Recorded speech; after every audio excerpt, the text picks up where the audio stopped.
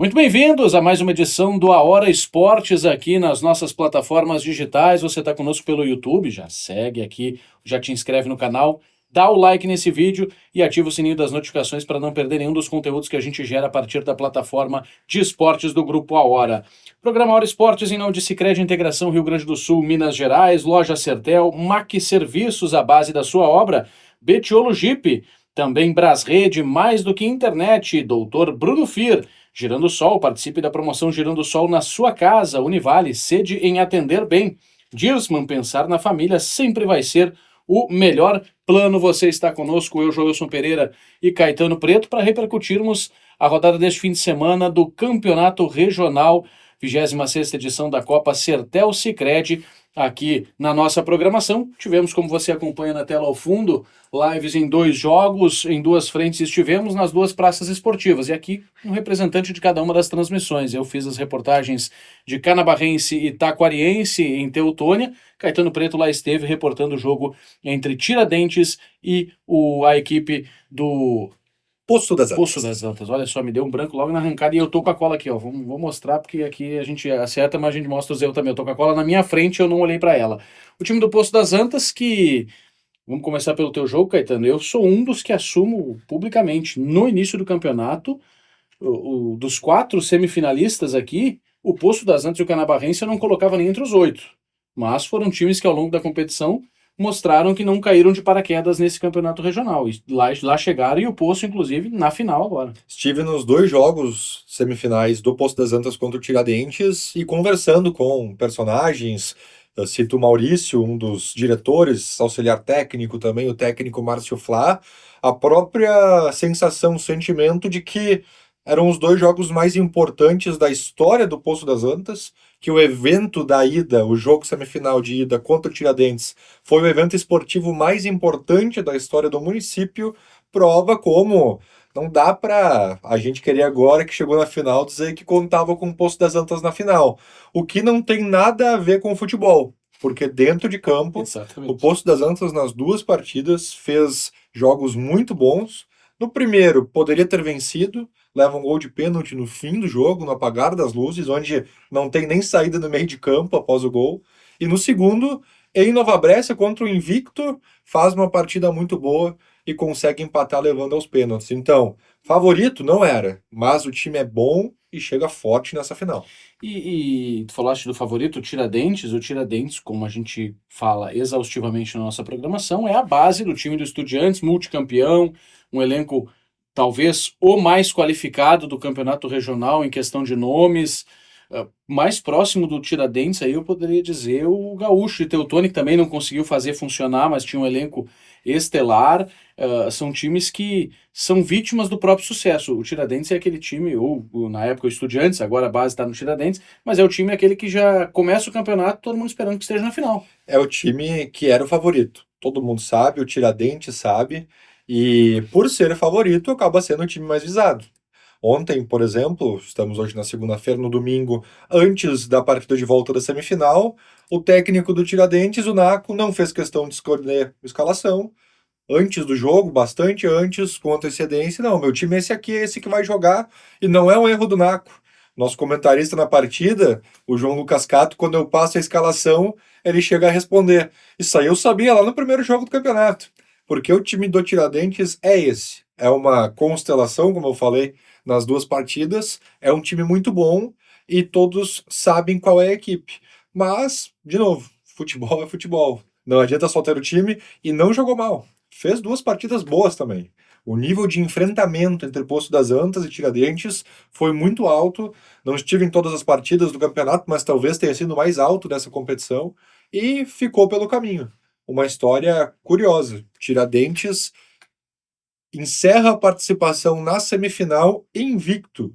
Então, o campeonato da Slivata, a Série A, só tem um time invicto. E ele não está na final. É o Tiradentes de Nova Brécia. E a curiosidade maior fica para o seguinte: a Slivata mantém a contabilização dos pontos ao longo do campeonato até a final, para usar como critério de eventual desempate a campanha, alguma situação de definição de jogo em casa até a final. Curiosamente ou não, deixa eu atualizar para vocês aqui, mas a tabela de classificação da 26ª Copa Sertel Sicredi, atualizada ontem às 21 horas, tem como líder o Canabarrense, eliminado, 28 pontos em 12 jogos, 9 vitórias, 1 empate, 2 derrotas, 19 gols pró, 7 gols contra, 12 gols de saldo. O segundo na classificação geral do campeonato hoje, atualização ontem às 21 horas, é o Tiradentes, também eliminado, 28 pontos, 12 jogos, 8 vitórias, 4 empates e nenhuma derrota, como bem sinalizou o Caetano. Gols pró 23, gols contra 8. Eu tô olhando aqui, só tem menos gols o time do Tiradentes que o Poço das Antas. Porque o Poço das Antas tem 24 gols a favor. E aí o Taquariense vem na terceira colocação com 23 pontos. Quarto colocado é o Brasil de Marques, caiu na fase anterior. Quinto colocado é o Serrano, caiu na fase anterior. O sexto colocado apenas é o Poço das Antas. Com 20 pontos, 10 jogos contabilizados. Não, 12 jogos, perdão, 10 era do Serrano. 12 jogos, 20 pontos, 5 vitórias, 5 empates, 2 derrotas, 24 gols pró, 16 contra. A campanha do Poço das Antas que tem o artilheiro da competição, né? O Pedra. O Maicon Benini, o Pedra, 8 gols. Tá empatado com o João Moura, que fez nas 2 partidas e chegou a 8 também. O atacante do Tiradentes. E o time do Poço das Antas, Joilson, nas 2 partidas, tendo que lidar com baixas importantes. No jogo de ida, lá em Poço das Antas, não tinha condição de jogo o Capela, que é o capitão dos destaques do time, estava suspenso, não jogou. E eu não conhecia, não lembrava do Capela jogando, só ouvia falarem sobre o tamanho da perda no jogo de ida, e na volta eu entendi por quê. Foi eleito por nós o craque da partida, fez um golaço de falta no segundo tempo, que valeu ao Poço das Antas ir aos pênaltis, e por outro lado, no jogo de volta, o Poço jogou sem a dupla de zaga titular. O Gardenal, que é um dos capitães, e também o João Neto, que fez uma partida muito boa na ida. Que, aliás, Gardenal, melhor nome possível para zagueiro. Não precisa nem perguntar por quê. Não precisa. E os dois estiveram fora. Havia uma definição até se teria 2 zagueiros em condição. E jogam Gabriel e Nayel e fazem uma partidaça. Marcando ninguém menos que João Moura, que fez gol nos 2 jogos. Que Teteu, que não jogou a ida, jogou a volta. E que o Robertson, que talvez de todo o Regional das Livatas seja o jogador com a carreira mais conhecida. Revelado em Grêmio, jogou em Inter, jogou em Cruzeiro. Então, com a dupla de zaga reserva, o Poço das Antas consegue fazer um grande jogo, tanto deles, mas também do goleiro Matheus Farezin, o lateral direito William Duarte, o Cabelo, que foi eleito por nós o craque da ida e jogou muito na volta também. Então, é um time que tem uma espinha muito bem consolidada e que agora chega à final em condições de usar todo mundo. Não vi nos 2 jogos semifinais o Poço das Antas com o time cheio. Então, vai ter tanto em Poço, provavelmente na volta, aí depende, claro, do jogo de ida, condição de usar o time completo. E acredito que teremos uma grande final contra o Taquariense. E aí a gente transporta para o jogo que eu tive acompanhando ontem à tarde também, acompanhei as 2 partidas de Taquariense e Canabarrense. No primeiro confronto em Taquari, na semana anterior, o time do Taquariense, e nas palavras do próprio Juninho, que é o técnico da equipe, o Chico, que é dirigente, acompanha da beira do campo e muito de perto o elenco dentro do vestiário, entenderam que o time não jogou aquilo que podia no primeiro confronto. O time do Canabarrense, de uma forma muito inteligente, partiu em Taquari de uma premissa de se defender, porque o Taquariense é um time muito efetivo, muito bom no ataque. Haja vista aqui que eu estava colocando, nós falamos do Pedra, né, o Maicon Benini, que é o artilheiro do campeonato com 8, dividindo aí com o João Moura, que encostou na artilharia, mas o time do Taquariense tem o Andrei Luiz Macedo com 6 gols, e ontem o Taylor, que tinha 5, fez o 6º gol, então também está na cola aí. Tudo pode acontecer apenas a 2 gols de diferença do Maicon Benini. O João Felipe Moura, a partir de ontem, então, não tem mais condições de superar o Pedra. O Pedra é o artilheiro isolado com 8 gols. Deve dividir essa artilharia se ninguém deles fizer gol, mas tem aí o time do Taquariense, que obviamente tanto o Andrei, eu conversei com o Andrei Macedo, quanto com o Taylor, eles celebram o bom momento no campeonato, de estarem com a artilharia do time 6 gols para cada um, mas eles entendem que o mais importante é o jogo coletivo, e isso é uma das maiores forças da equipe do Taquariense, ressaltadas ontem.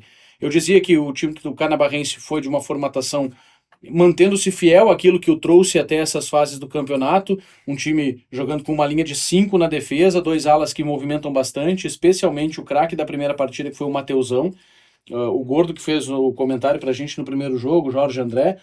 Eu brincava, né, de que, olha, não é natural um jogador deste tamanho, desta força física, se mover com esta velocidade. Me lembra muito o futebol americano.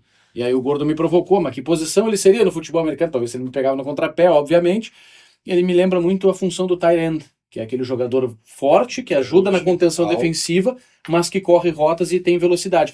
E o Mateusão fez isso com muita eficácia nas 2 partidas. Na segunda, em Teutônia ontem, menos, porque não conseguiu jogar o meio-campo, fazer essa ligação.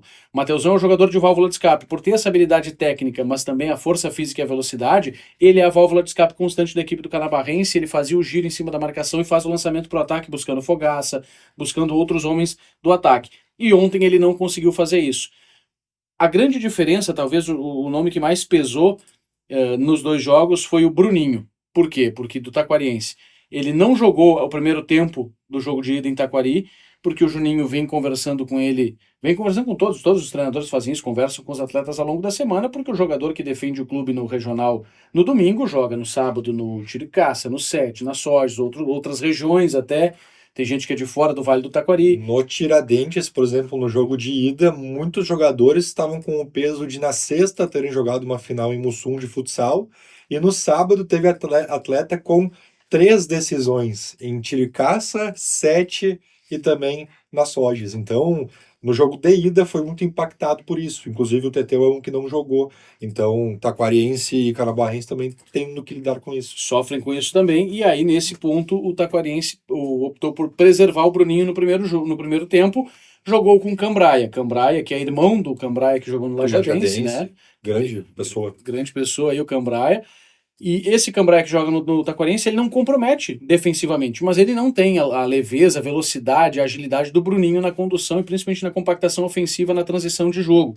E isso sentiu muito o meio-campo da equipe do Taquariense, que é um meio-campo que, como o próprio Juninho diz, se encontra sem se olhar em campo. O Guina, o Bruninho, o Andrei Macedo e o Taylor são um quarteto de ataque que funciona e funciona muito bem.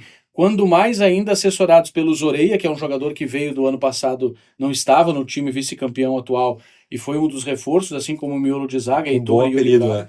E com bom Zoreia é apelido. maravilhoso. Sempre... É tipo o Gardenal. Que a gente Exatamente. O Luciano não aguenta mais eu dizer que o Zoreia é o que melhor ouve as informações do árbitro, do árbitro e do técnico. Mas são jogadores que conseguem fazer essa mobilidade, essa oscilação no campo ofensivo que confunde muito a marcação e dá liberdade. Quando o Taylor sai da área para puxar a marcação, libera a entrada do Andrei Macedo, o Guina vem de trás, o Bruninho chega com um drible, com o chute de fora da área. São valores que tem o Taquariense que não conseguiram efetivá-los em Taquari no primeiro jogo. Fez o 2-0, o time do Canabarrense veio mais compactado, mais conservador num primeiro momento em Taquari, mas quando viu que havia o espaço, que havia a possibilidade de ir para cima, não abdicou do jogo ofensivo em nenhum momento, usando do passe longo para para fazer essa conexão o tempo todo com o ataque, conseguiu fazer os 2 gols, acabou tomando um, teve uma polêmica de um pênalti não marcado para o Taquariense, em que, na verdade, um pênalti marcado no primeiro jogo, em que tanto o árbitro, eu me lembro daquela partida, apontou para a marca da Cal, o árbitro assistente veio até a linha da grande área, que é o sinal clássico de que está concordando com o pênalti, a pressão pegou, o time do Canabarrense cercou o árbitro voltou atrás, e não tem VAR no regional, então ele simplesmente, eu não tinha visto isso. Caiu na pressão. Caiu na pressão e voltou atrás de uma decisão em pleno jogo rodando. E como falávamos, tem a situação em que com a entrada do Bruninho nesse segundo tempo, melhorou a produção ofensiva do Taquariense. Com esse retorno do pênalti, essa polêmica, o Taquariense até nem reclamou tanto. Entendeu que é do jogo, o amador não vai mudar essa realidade, não tem o VAR, não tem muito o que protestar nesse sentido, mas ficou com aquela sensação de que com o Bruninho em campo teve capacidade de suplantar o Taquariense e veio com essa esperança viva para o jogo em Canabarro.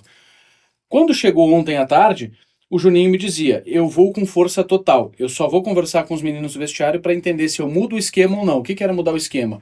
Assim como o Cato disse que o Tiradentes já se sabia o time... Estava escalado desde a primeira rodada. O Taquariense tem uma espinha dorsal de time também posta, com o Dodô, o Heitor, o Yuri Braga e o Zoreia, o Dedé e o Yuri o Yuri Negão, que joga com 5 a 8, depois o Guina, o Bruninho, na frente André Macedo e Taylor. Essa é a espinha dorsal. A alteração que o Juninho tinha em mente era a possibilidade de subtrair o Yuri Negão, para comprometer um pouco de marcação, mas ir para o desespero não, mas ir para o ataque total e colocar 3 atacantes, com o Pipe, que é um outro jogador que vem do elenco do ano passado, atual vice-campeão.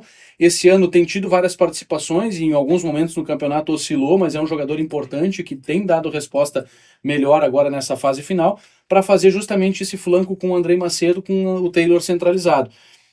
Ele optou por continuar com a convicção de manter o time no 4-4-2 e assim ele foi para o jogo, conseguiu dominar as ações do meio campo, o time do Canabarrense teve dificuldade sim de se encontrar. O primeiro tempo foi muito confuso, a arbitragem, acho que zicamos aí, eu entrevistei o Tacha antes do jogo, o Tacha disse que o Douglas Silva era um dos cotados para ser árbitro de uma das finais, e ele teve uma jornada que não foi das melhores no primeiro tempo. No segundo tempo ele não interviu na partida basicamente, mas no primeiro tempo ele teve a expulsão do Guina e do Fogaça. O Fogaça acusava o árbitro de ter usado palavras de baixo calão para lhe ofender durante o jogo, e por isso ele estava bastante nervoso. E num lance em que o Fogaça já tinha cartão amarelo por reclamação, empurrou as costas do Guina, o Fogaça tomou o segundo amarelo, por consequência o vermelho da expulsão. E o Guina tomou, e ninguém entendeu no campo, tomou um cartão vermelho direto. Eu perguntei pro Guina, o Guina saiu chorando aos prantos do campo e disse: o árbitro falou que eu pisei em alguém, como é que eu vou pisar em alguém se eu estava deitado? E é fato.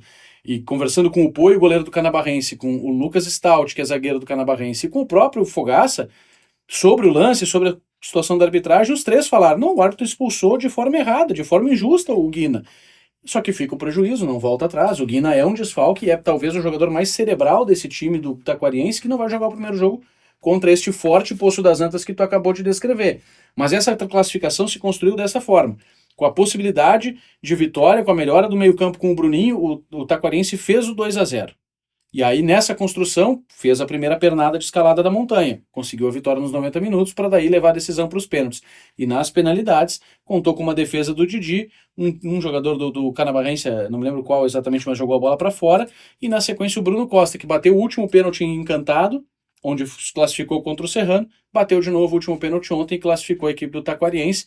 E uma curiosidade é que o Andrei Macedo, antes do jogo, dizia: nós estamos aqui prontos para tentar essa classificação, porque aí nós vamos ter experimentado todas as possibilidades que a eliminatória nos prevê.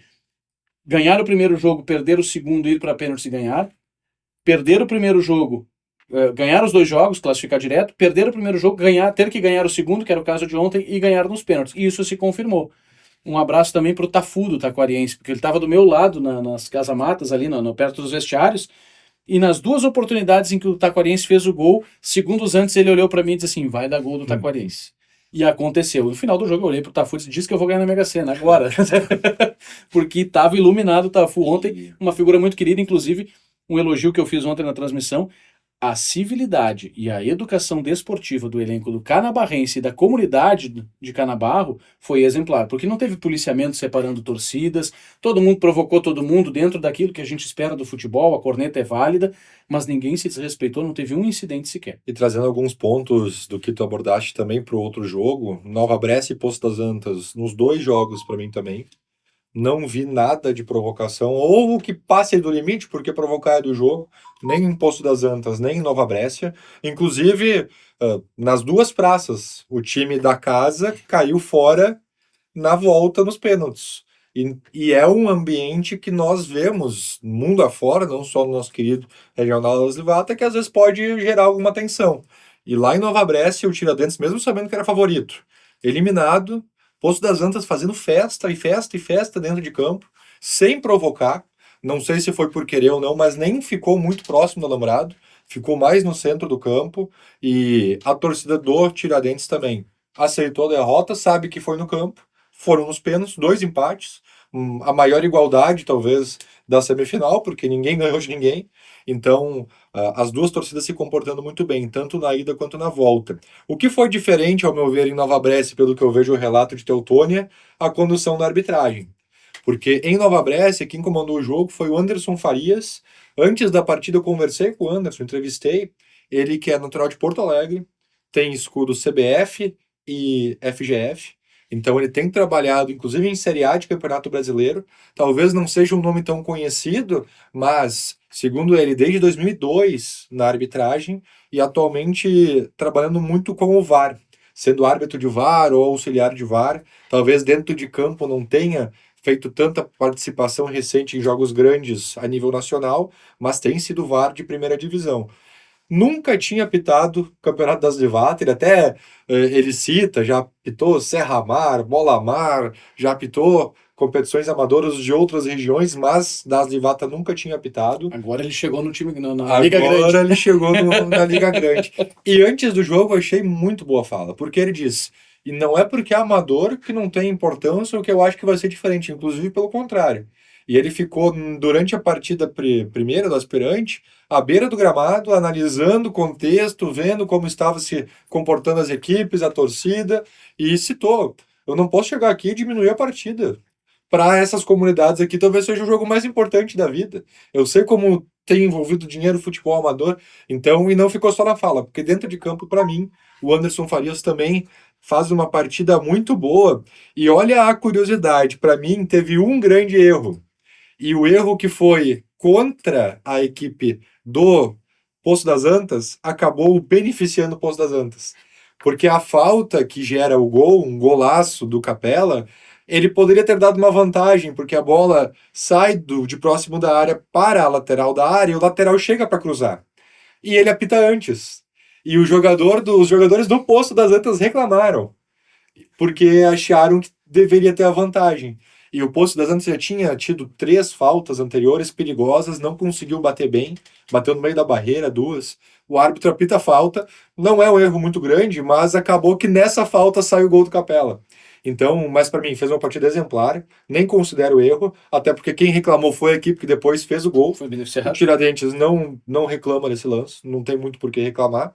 Se ele dá vantagem, talvez também convertesse em gol a equipe do Poço das Antas, mas Anderson Farias fez uma arbitragem muito boa, e nos pênaltis brilhou a estrela de um jogador que, conversando com ele em entrevista pós-jogo, também vive uma história muito especial neste Regional das Divata, que é o Matheus Farezin, goleiro da equipe do Poço das Antas, já tinha feito uma boa partida na ida, fez uma boa partida na volta, inclusive os 2 goleiros foram muito bem, o Mael e o Matheus Farezin no jogo de volta, Mael do Tiradentes e o Matheus do Poço. Na ida o Mael andou falhando em gols, mas na volta fez uma partida excelente.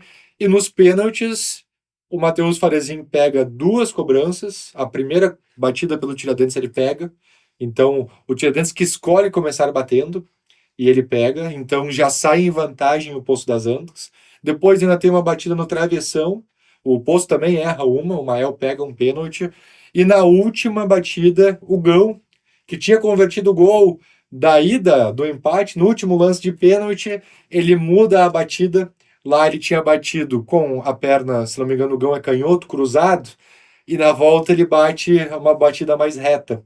E o Matheus Farezin cai e pega, e depois do jogo ele diz, eu perguntei, aí Matheus, dá para estudar a batida? Se sabe como batem os adversários no futebol amador? Conhece os jogadores? E ele diz, não, até tem análise, eu faço análise, mas tinha uma em específica que eu sabia como o cara ia bater. E eu não queria falar o nome, mas ele é meu amigo, respeito muito ao Gão, e eu vi que ele bateu na outra cruzada e eu pensei, ele vai mudar. Ele vai mudar porque ele acha que eu vou cair onde ele bateu na outra. E ele vai e acerta, defende a cobrança do Gão, e após a partida, além desse relato, ele diz, é um momento muito especial para mim, porque na semana do regional, quando começou o regional, eu estava fichado em outra equipe, e na semana o técnico me liga e diz, Matheus, fechamos outro goleiro, tu consegue achar outro destino? Tem outro campeonato, tem outro time? E daí ele se vê numa situação de estar sem time, sabendo que é um bom goleiro, diz que teve conversas com o Serrano, com outra equipe, mas quem foi atrás dele foi o Maurício do Poço das Antas. Então é um goleiro que fechou com o Poço em cima da hora, Ele foi estava fechado herói, com o Brasil, né? estava fechado com o Brasil. Ia ser terceiro goleiro no Brasil E e o acabou Brasil sendo trouxe o Bruno Grassi, então também se entende. compreensível, É obviamente. um goleiraço, tem uma história no futebol profissional, mas o Matheus Farezin, então, vive essa escalada durante todo o regional, a ponto de ter sido... A gente votou no Capela para craque, mas, como diz o Cato, também durante a jornada, preferia esperar os pênaltis. Se tivéssemos esperado os pênaltis, talvez votaríamos no Matheus Farezin. Vocês também tiveram essa discussão? A gente Sim. teve essa discussão ferrenha lá em Canabarro. Até não sei como foi para vocês, mas O Vini pediu o meu voto, eu votei, o Vini pede o voto do Cato, o Cato diz: vou me preservar ao direito de esperar os pênaltis. Aí o Vini, não sei se na malandragem ou não, votou no mesmo que eu votei, Pra acabar com a que é o discussão. Capela. Aí eu até respondi pro Cato. Então, Cato, tu se reservou o direito de votar até os pênaltis e vai ter um voto que não vale de nada, porque o Capela já tá escolhido. Lá nós tivemos a discussão e a definição foi por manter a regra de que o craque é o dos 90 minutos. É, eu O também acho. pênalti tem aquela questão de o herói improvável Até do porque o vilão. pênalti só pode premiar goleiro. O Sim, cara que só vai converter um pênalti faz o mínimo. fez o Então, mínimo, só exatamente. pode premiar o goleiro. Até na hora de entregar o prêmio ao Capela, eu falei dessa brincadeira. E quando eu entrevistei o Matheus Farezinho, eu falei: Ô Matheus, não tô te entregando o craque porque a gente volta no tempo normal, mas saiba que Teria se fosse após os pênaltis, acredito que seria tu. E ele disse: não, tá tudo certo, eu só defendi o pênalti porque o Capela fez de falta. também tem isso, né? Tem esse fator exatamente.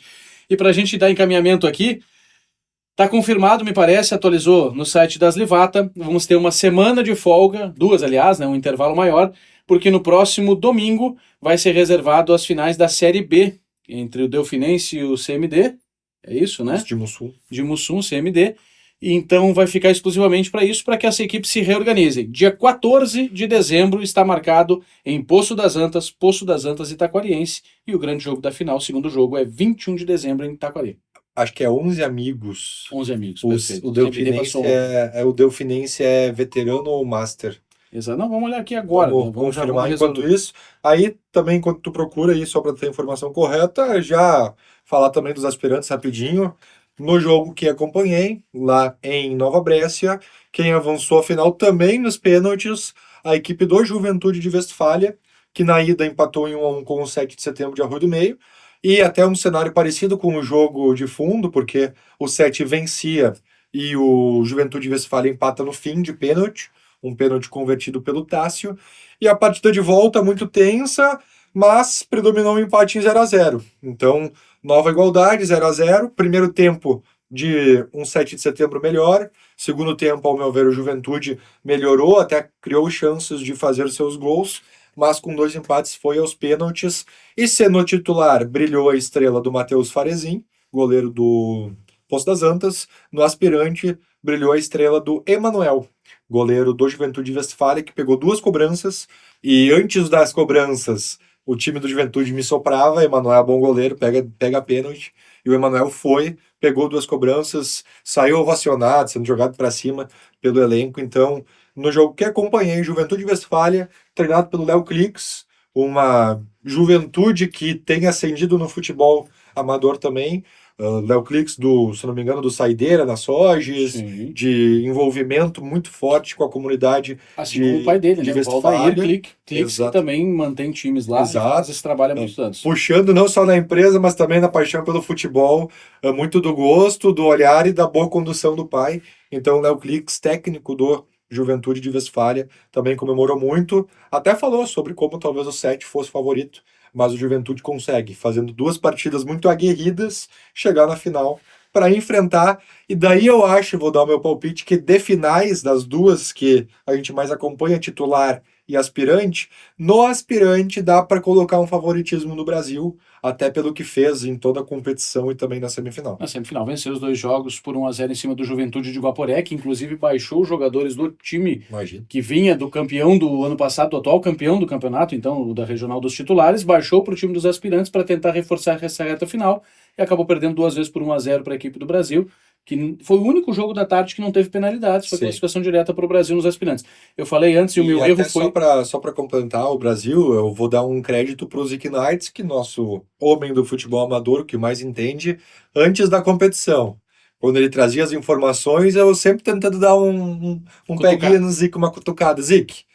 E ele trazendo sobre os times, falou Brasil, ele é de Marques de Souza, então a gente sempre tem que ter um cuidado, amor e ódio, mas eu falei, Zick, esse Brasil aí, como é que vem para a temporada? Ele falou, o titular vem muito bem, tem chance de título, mas o aspirante entra no campeonato como favorito, porque o aspirante do Brasil, segundo o Zick, foi montado para ser campeão.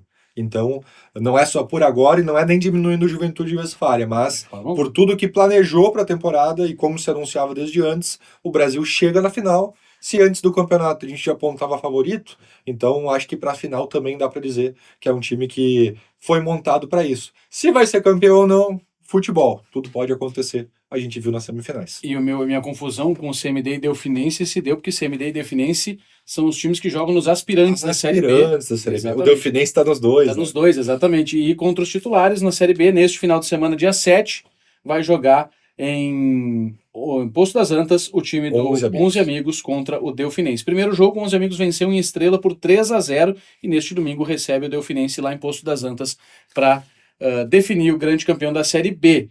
E nos aspirantes, o confronto, então, como eu disse, CMD e Delfinense lá em Poço das Antas. E até que legal, porque Série A e Série B com times de Poço das Antas, o 11 Amigos na B, o Poço das Antas, Esporte Clube Poço das Antas na A, o Delfinense na Série B nas duas finais, tanto no titular quanto no aspirante, e tem ainda a final do veterano entre dois times de Bom Retiro do Sul. Aí eu sempre confundo veterano e master, Sim. mas tem Floriano e Rudibar na final. Então, também com duas equipes de Bom Retiro do Sul. Então, como ficou interessante, algumas comunidades envolvidas em mais de uma partida, inclusive, na decisão desse Regional das Livata.